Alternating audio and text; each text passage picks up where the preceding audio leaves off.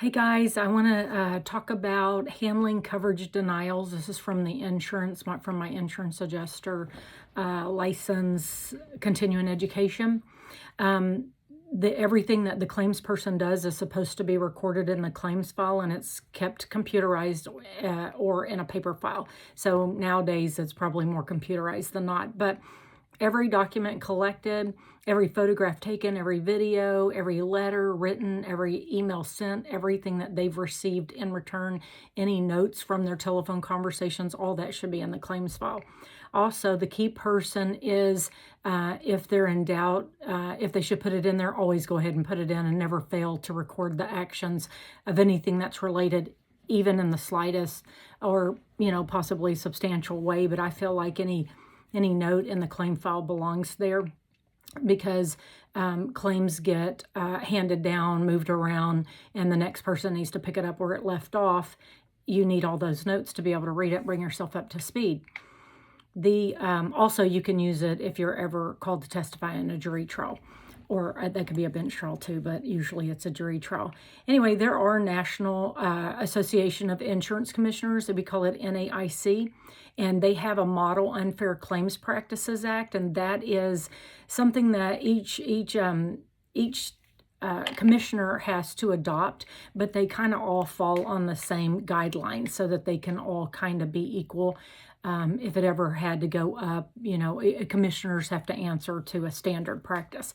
So any of the following acts by an insurer, that's an insurance company, if committed in violation of this, constitutes an unfair claims practice. So that would be failing to affirm or deny coverage of a claim within a reasonable time period after having completed the investigation related to that claim. That's why we have the Texas Insurance Code, the Prompt Payment Act, those deadlines. That's kind of a big deal, so everybody knows, did you mess up? Did you not? Were you waiting on some information? Did you not get it? Did you follow up with the letter saying, hey, I still need this? So also it states that denial letters must include the applicable policy language that supports the denial. And the NAIC Model Unfair Claims Practices Model Regulation says the standards for prompt, fair, and equitable settlements applicable to all insurance companies. And it says within 21 days after receipt by the insurance company of properly executed proofs of loss, the first party claimant, which would be you, the policy holder, shall be advised if they're accepting or denial. And no insurance company shall deny on the grounds of a specific provision, condition, or exclusion unless they reference that is included in that denial. So I have a client who had a water claim. It's a legitimate water claim, but for some reason the insurance adjuster paid part of it, and then pretty much just said, we're not paying for the rest. And they sent the original estimate and then said, it's a partial denial. And in that, they quoted some language that said lack of maintenance on this house and some other things, which I don't think applied. If they wanted to say it wasn't from the freeze when they were out of town, then that would have been different. But I immediately shot back and said, you can't just put boilerplate in there. You have to actually explain which one of these provisions. You can't put four things. It could be this, it could be that, it could be this, it could be that. You need to tell us, what is it? It's not good enough just to quote it. And here it is right here. The denial must be given to the homeowner in writing, and the claim file shall contain documentation of that denial, and it's required in Section 4. The adjuster should write a letter in plain, easy to understand language for those receiving the letter. That's not saying you're talking down to your insurer, your insured, the homeowner, but if later somebody has to go back and defend that, they're left guessing as well. So that means avoiding insurance abbreviations or just kind of going, talking over anybody's head. You got to put it in layman's terms. It's also important for the adjuster to explain what is being claimed, the policy language. So it's not good enough just to send a damn letter. You gotta say, hey, we're having issues. We got your plumbing report, and it doesn't really say either way. So they should, before they deny it, they should be asking you or calling up that plumber. They have every right to call up that plumber and say, are you saying that this is an ongoing leak? Or are you saying this is from the freeze? Did it break? Was it leaking? To make that determination. You can't just go, yeah, it's on you. And that's what happened on my claim. Also, they have to have the proper policy and endorsements additions for that specific claim, and they can't paraphrase. They have to actually quote it in there, which is just a copy and paste. It's not a big deal.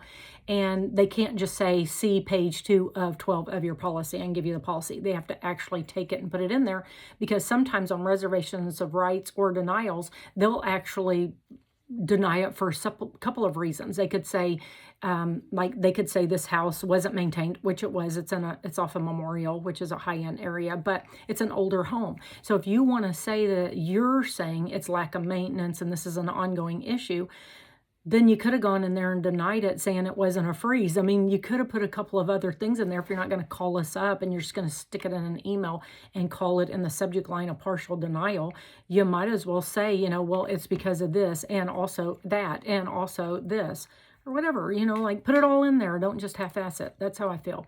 The letter should include the identifying information. That's typical: your name, your policy number, claim number, the purpose, the summary of the coverage facts. This guy didn't summarize jack. He just stuck it in there.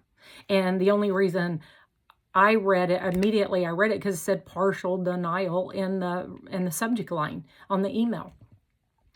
Analysis explaining the coverage denial with connecting the facts. Nowhere in there did he put that you know, your plumbing report made it appear that this was an ongoing leaking, and then under not just maintenance, he could have put, you know, sudden accidental water. If it's ongoing, we don't do it. That kind of goes with the maintenance, but I think there's a totally separate provision. He could have just like stacked them all in there. That's what I would have done. But if that's what I wanted to do, if I wanted to deny it based on that, I would have left no questions. Okay, you would have known exactly, because I would have told you on the phone, then I would have written it.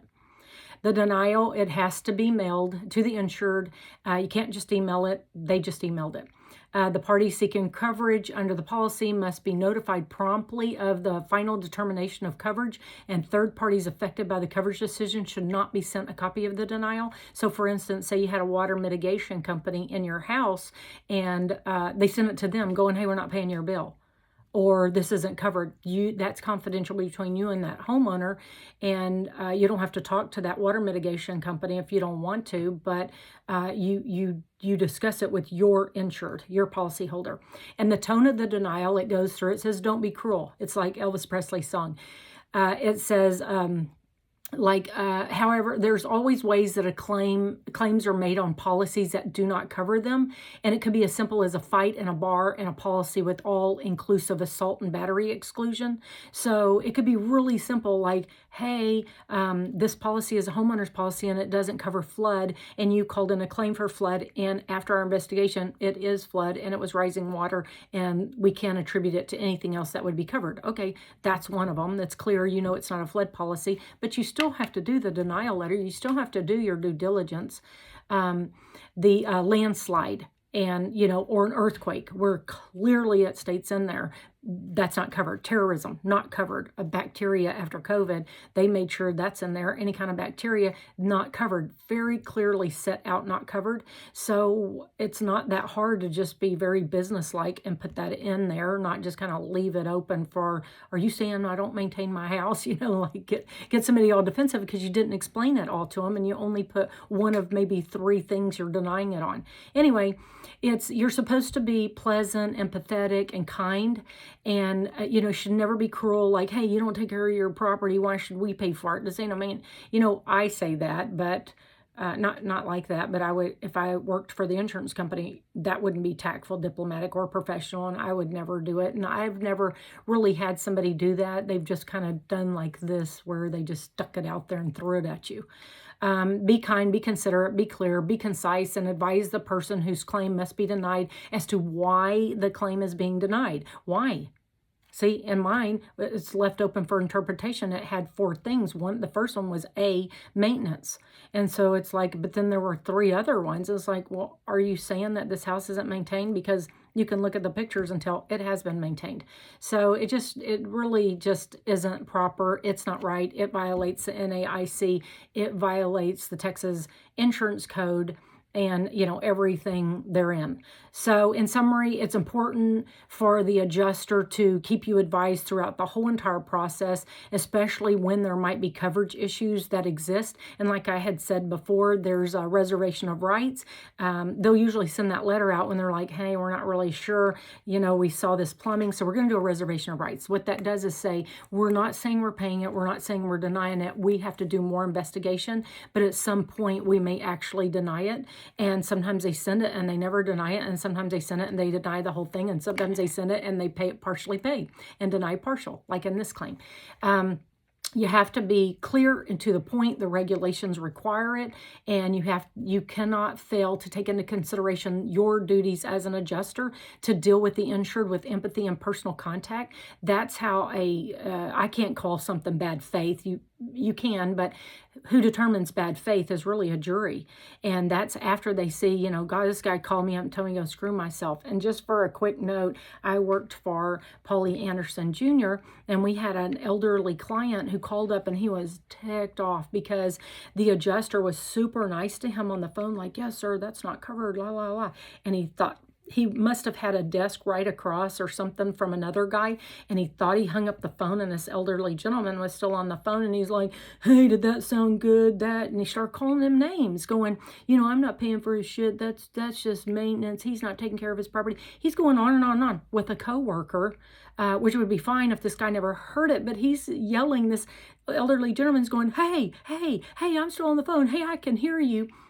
And a long time ago, if you remember this, if you're old enough to remember it, what happens is if somebody calls you, they have to hang up the phone first, or you have to hang it up, but you can keep still picking it up and they're still there. It takes a second or a few, whatever seconds to get that line to disconnect. So he kept trying to hang up the phone after he's yelling, and this guy can't hear him because he's cracking up laughing with his coworker, making fun of this guy, the homeowner. And finally, he gets the phone disconnected, calls right back and said, hey, I heard you. And the guy's like, oh, sir, I don't know what you're talking about. He said, I heard you. I heard everything you said. So that came out in the jury, and the jury was ticked because, it's not that they're bashing you for doing that, with your coworker, but at least make sure you hung up the damn phone. So now everything you're denying and how you're acting, it's patronizing, and juries don't like that because that could be them. That could be their dad. That could be their grandpa. Anyway, I just wanted to put that out there. They're supposed to develop a trusting relationship with you, but not so that they can say no and you accept it, but to coordinate and work with you on your claim, because y'all should be on the same page. You shouldn't have to hire a public adjuster. If the claim is covered, the damages are there, what's the proper amount to pay? So it should be like that. Anyway, stay safe and be prepared.